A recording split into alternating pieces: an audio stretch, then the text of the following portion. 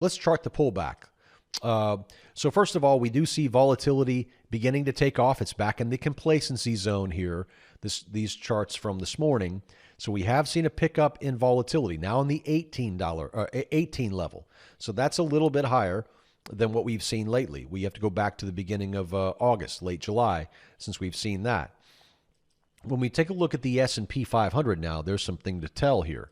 We can see that the price has come right down to the 42.75 support line we've been talking about. This is where the June breakout happened, right here.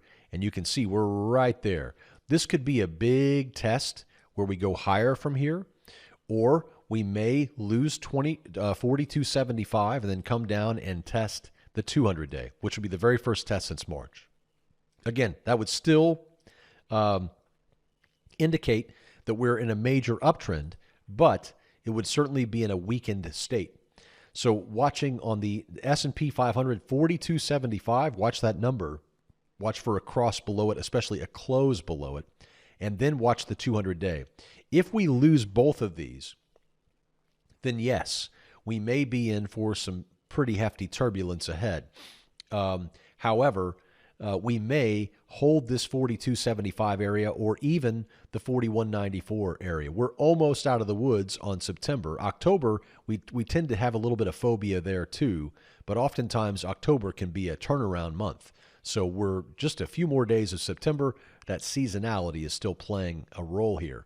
Notice the same chart here, a weekly chart. We're right back down here at that 42.75 level. Not quite touching it yet, but very, very close. So we've kind of lost all of the gains we've made since June.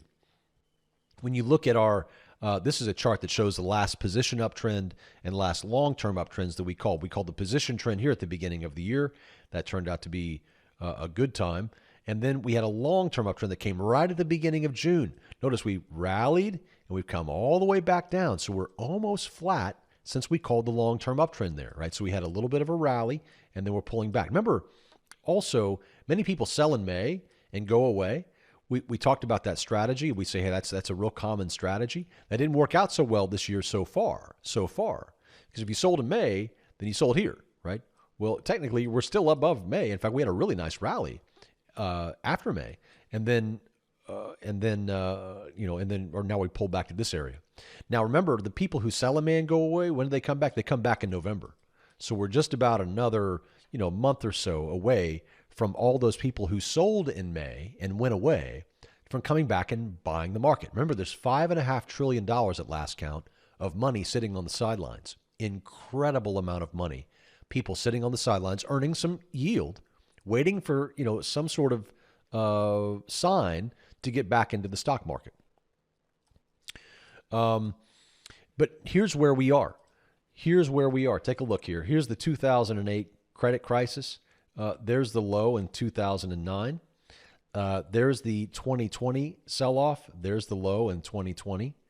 And here's where we are right now. We're right here. So again, if I asked you, would you want to make the low of the 2020 crash your cost basis for your stocks? You would say, yes, please, right? Or what if I said, hey, do you want to go back and make the 2009 low? You want to make that your cost basis for your stocks? Or you want that to be incorporated in your cost? Yeah, of course you would. Who wouldn't want that, right? So my point is that these look scary on the chart, but in retrospect, you're like, wow, I mean, that was a big sale, right? You can see it now, right? But of course, when you're in the thick of it, it doesn't feel that way. It feels scary. Learn the feelings. Learn the feelings of what you felt here. Remember the feelings of what you felt here. They're so powerful. Remember the headiness that you felt in 2007 or 2021. Remember how greedy it felt, how unsustainable it felt. Right? Remember those feelings. They come in handy. The Dow Jones, this is DIA, this is an ETF, coming right back now to its 200-day moving average, pretty flat, almost touching that area. We haven't touched that since March as well, so another update there. If you look at the weekly chart on the Dow, it's actually just pulling back now to its 50 weekly moving average, so still well above its 200-day. So everything's, again, looking okay, grinding sideways a little bit, but no immediate sign here of some sort of market crash, right? It's just more of like lethargic, grinding sideways and a little bit fearful. If you look at the Fed funds rate, we talked about this a little bit earlier. Look at what the Fed does. raises interest rates, holds them there for a little bit, and then starts to cut them, right? Raises interest rates, holds them there for a minute, and then starts to cut them, right? Raise interest rates. Well, this is a mountain, isn't it? You're going to hold them there for a little bit. They might have overshot a little bit. They might bring them down a little bit and stair step it down, right? It's probably, instead of just bringing it straight down because you have a total disaster like the 2008 crash or 2020 where you had to kind of bring it straight down because of the COVID, they may stair step this one down, and that would be fine. But that you can see that's how the patterns tend to work. Now look at some bond yields. The 3-month U.S. Treasury yield, for all intents and purposes, 5.6%. Okay, so a 3-month U.S. T-bill, 5.6%. That's attractive. I mean, that's very attractive for a 3-month no-risk asset. Virtually no risk. 1-year U.S. Treasury yield, 5.45. You'll see them start coming down now as we go longer on the yield curve, as the maturity gets a little longer. 5.45 on the 1 year. That's pretty high.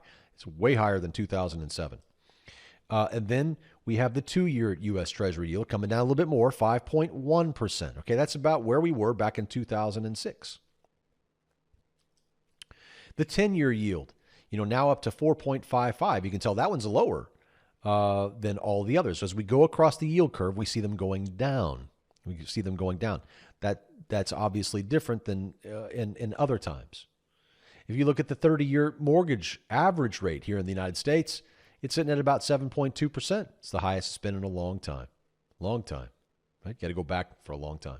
Even back in 2007 or so, it was just in the 6s. So it was even higher. It's even higher now than it was in 2022, of course. So we're up pretty stout on the mortgage rates. When we look at QQQ, we did recently lose that suggested stop loss of 360.88, and we're down here below. Some people have been looking to buy PSQ in this environment. We had a 988 stop loss on PSQ. That continues to hold as an idea.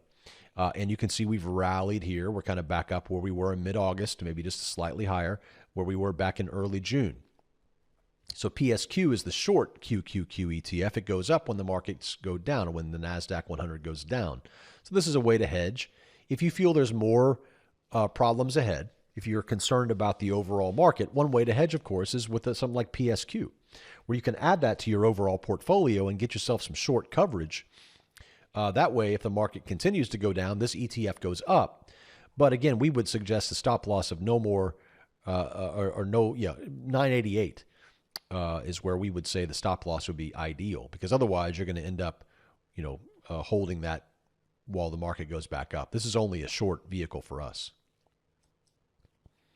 The Russell 2000 also hovering below its 200-day moving average, but it's trying to firm up there. And we wouldn't be surprised if we start seeing this one back come and rally. We have not seen it break 165 support. We don't suspect we will anytime soon, but it could happen. Silver remains in a bullish channel, as you can see here.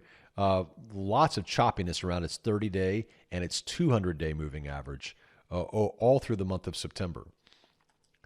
And then if we look at oil, we see oil continues to charge higher. Here's DBO, and you can see how much pressure there's been on oil prices, especially in the month of August, especially in the month of July.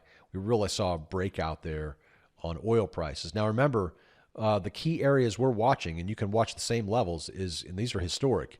On West Texas Intermediate, $75, we get back to that area, we're in good shape. Below that, we're in even better shape. But above it, you got to worry that there might be more upside.